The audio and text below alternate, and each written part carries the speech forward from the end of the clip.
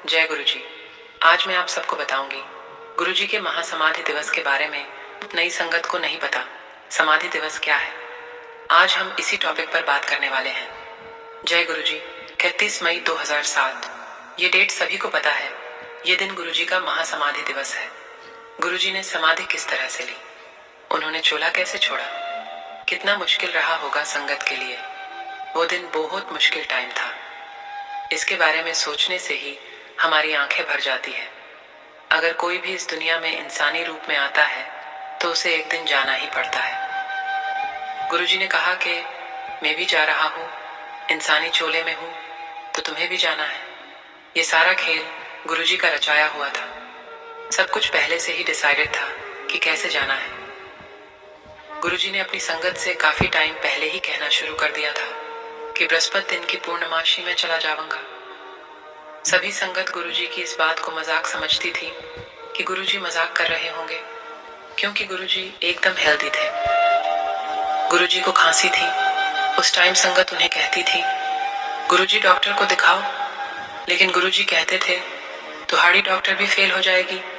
मैंने कहा, मैं बृहस्पति पूर्णमासी ਨੂੰ चला जाऊंगा। गुरुजी ने 1-2 हफ्ते पहले से ही संगत बुलानी कम कर दी थी। जैसे पहले संगत आती थी, गुरुजी ने उससे कम संगत बुलाना शुरू कर दिया था। गुरुजी ने लास्ट संगत बुलाई थी 27 मई 2007 संडे को। जैसे ही सारी संगत गुरुजी के दर्शन करते हुए बाहर निकल रही थी, वह सेवादार अंकल थे। उन्होंने सभी संगत को कहा कि आंटी अंकल राम राम करते हुए जाओ। किसी ने पूछा कि अंकल ऐसा क्यों? सेवादार अंकल ने कहा, ये गुरुजी का आदेश है कि राम नाम करते हुए ही जाना है। तो सभी संगत ने ऐसा ही किया। उसके बाद मंडे, ट्यूसडे, वेडनेसडे दरबार नहीं लगा। गुरुजी ने संगत नहीं बिठाई।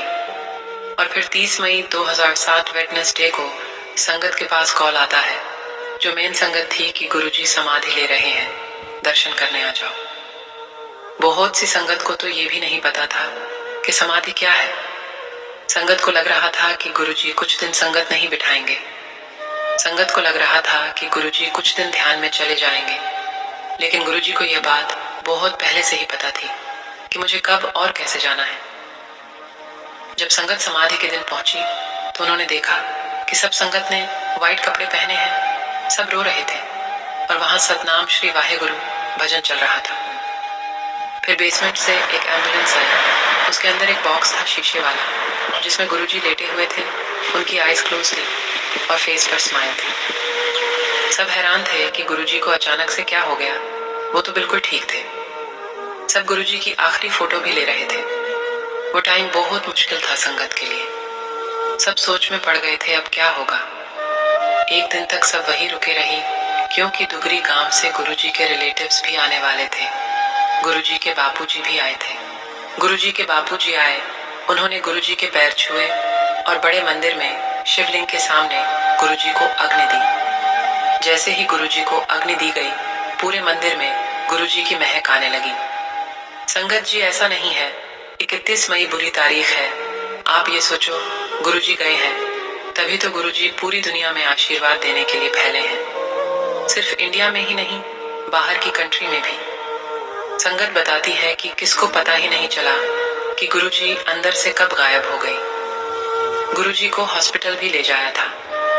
बहुत सी पुरानी संगत ऐसा कहती है कि जब गुरुजी को हॉस्पिटल ले जाया था, तब वहां जितने भी पेशेंट थे, सबको डिस्चार्ज मिल गया था।